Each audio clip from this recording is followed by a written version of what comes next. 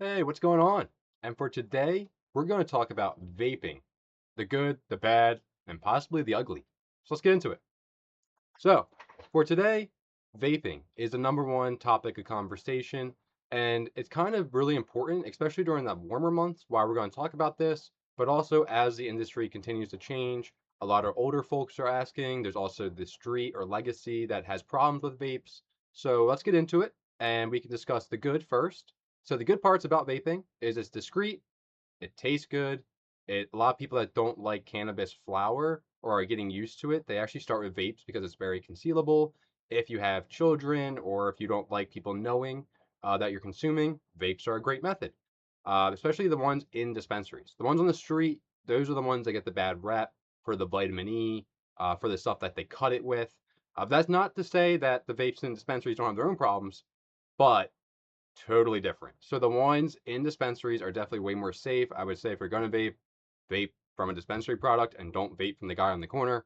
And with that being said, I would also be really key on what type you're vaping. And what I mean by that is it an all-in-one? Is it a cart, just a screw-on 510? Is it, indica sativa? How expensive is it? Because the expense part of it will really tell you what you're vaping and also how good quality it is.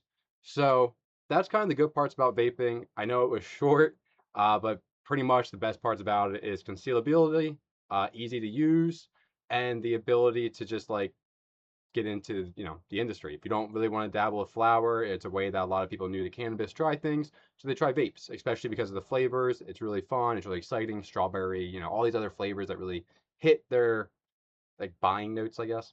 So that's kind of how vaping is all good. I would say the mediocre or the bad parts about vaping are actually kind of more important right now, especially with the heat, primarily being the hardware. And what I mean by that is it gets really hot in the summertime, especially in your car. A lot of the hardware that you're buying isn't designed to be in over 100-degree temperature. In your car gets anywhere between 100 to 150 degrees, depending on where you live. It can even get hotter than that if you have no tints or if you're in a direct sunlight, if there's something else in your car. Vice versa. If you have tints, you might think, oh, my cart will be fine. My car doesn't get that hot. Wrong. It still is getting hot. So, one of the key aspects is when you have a vape, make sure, especially if it's an all in one that has a battery in there, lithium battery, whatever other battery they use, take it out of your car. That's just number one. Number two, the other reason I say this is because the metal or the ceramic within that cart are going to change the effects of the quality of the distillate or live resin or whatever oil you have in there. So what I mean by that as well is if it's getting hot and your pen is consistently heating up without you actually hitting the button or pulling it because of the temperature in your car, the metals can leak. Ceramic particles can flake. There's been a lot of studies of ceramic particles flaking because it's very porous, which means it absorbs a lot. So if the oil is consistently heating up and sitting on the ceramic inside of the pen, there is two different parts that could happen. The oil could seep through the ceramic and then kind of, not really be good in general, or it could pull some of the ceramic flakes off into your vape. And there has been studies of ceramic particles getting into lungs somehow. People don't know how. Well, this is probably how it's happening is due to the flaking of the ceramic vapes. And the last part I always like to say about this is vapes are very high THC. A lot of people don't really care. They don't really need, they think that 80% is something really good. Like, oh, I'll take one hit and be done. That does work. But if you start to really abuse a vape, and what I mean by that is just hitting it consistently over and over and over again, your CB1 receptors will get fried.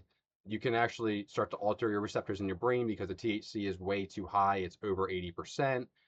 So there's a lot of, I wouldn't say bad about vapes, but I wouldn't necessarily say vapes are the number one choice if you're somebody in it for medical. If you're somebody in it for recreational, vapes are amazing. It's fun, it's exciting. You're not in it for the medical benefits. You know what vaping is.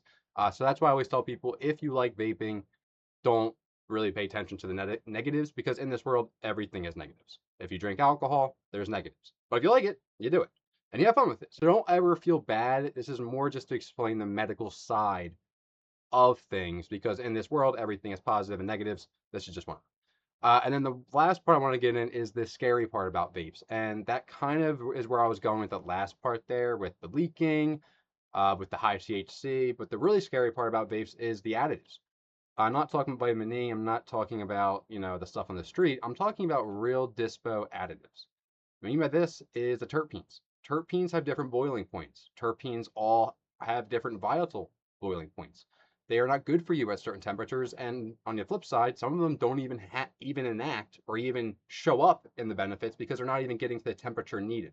A lot of vapes only have one heat temperature. So if you're not getting to the boiling point that you need for that terpene on a medical side of things, you're not going to get the benefit you need. You're just getting a random assortment of terps, especially if it's a distillate pen with additive botanical terps. Those terps are not studied. I guarantee you a lot of people didn't really look at the volatility of these terps. They just looked at the flavor profile and if people would like it. And what I mean by this is when you hit a vape that is really high in botanical terps, you probably are going to cough really hard. And that's because the terpenes are too volatile. They're not meant to be in this concentration. Natural cannabis terpenes can be in high concentration. It's weird, but if you see a vape pen with rosin terps, it's typically a lot smoother. And that is just because they are the natural terpenes within the plant. They aren't fake botanicals that are derived from other options. And they kind of will bind better to the particles within the vape pen, the THC, the CBD, the natural plant particles, because it is the natural plant. So if you're going to buy a vape pen, buy one with rosin terps, or if you're really looking for the medical benefits, just go get a rosin vape pen. Skip the distillate, skip the additives, even skip live resin because now they're starting to put some additives in there. Just go straight to rosin, solventless rosin if for that matter, if you're looking for something truly medical. But again, fun, exciting, somebody that likes to, understand that there are negatives to vapes, buy the regular vapes. There's a ton out there, and they're not bad as far as overall going to put you in a hospital, but it's just like another unhealthy habit. You don't want to keep doing it over and over again. There's ways that you can really be medically benefit with cannabis. And with that, I'll end it here. So go to your dispensary, go buy a really expensive vape. Remember, money does equal quality, ironically enough, in cannabis. I usually would never say spend more money, but when it comes to cannabis, ask the right questions. Don't just spend money, but then spend the extra money because you will notice a true difference in the product. I hope you all have a great day. See you later.